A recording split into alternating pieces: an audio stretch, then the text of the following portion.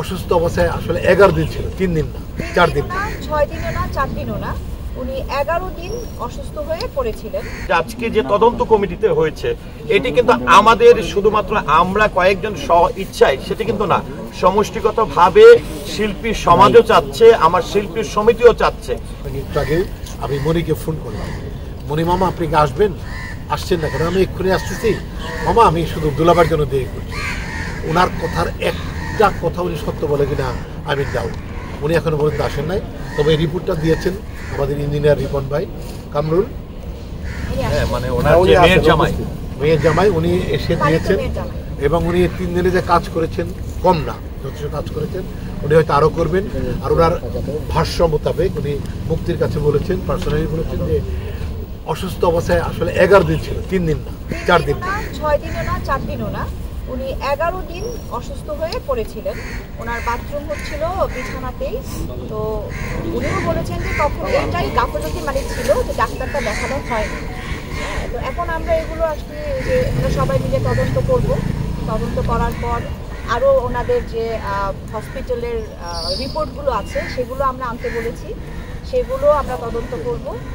তারপরে আমার কমিটির অনেক মেম্বারদের হুঁশিয়ারি দেওয়া হচ্ছে বিভিন্ন এপিবিএন নাম্বার দিয়ে, ভয় দেখানো হচ্ছে যে এটা আমাদের করবেন না, এগুলি আমরা ধরেই নিচ্ছি, এটা মনে করাচ্ছে, ধরে নিচ্ছি। এবং সে আসেও নাই, আরও বেশি প্রমাণ হয়।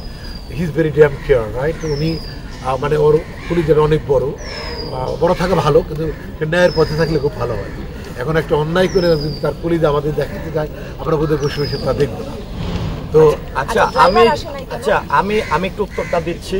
সেটা হচ্ছে যে আপনারা জানেন যে আমরা সবচেয়ে বড় বিষয়, আমরা বাংলা চলচ্চিত্রের একজন কিংবদন্তি অভিনেত্রী অঞ্জনা আপাকে হারিয়েছি এবং অঞ্জনা আপার মৃত্যুর পর থেকে যেহেতু তার পরিবারে আসলে রক্তের কেউ ছিলেন না, এবং আপনারা সারা দেশের মানুষ বা যারা আপনারা গণমাধ্যম কর্মীরা আছেন আপনারাও অবগত আছেন যে তার পালিত একজন ছেলে ছিল এবং পালিত মেয়ে, এবং তার মেয়ের একজন হাজব্যান্ড রিপন ভাই, যিনি আমার হাতে যে আজকে রিপোর্টটি দিয়েছে তার নাম হচ্ছে SM কামরুল আলম রিপন ভাই।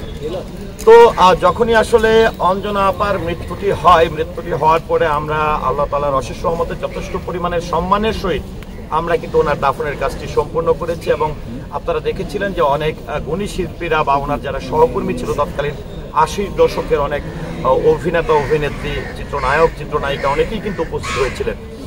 তো সেদিন আসলে যেটা আমরা দেখেছিলাম যে ওনার এই মৃত্যুর পরে অনেকেই অনেক ধরনের প্রশ্ন তুলেছিলেন।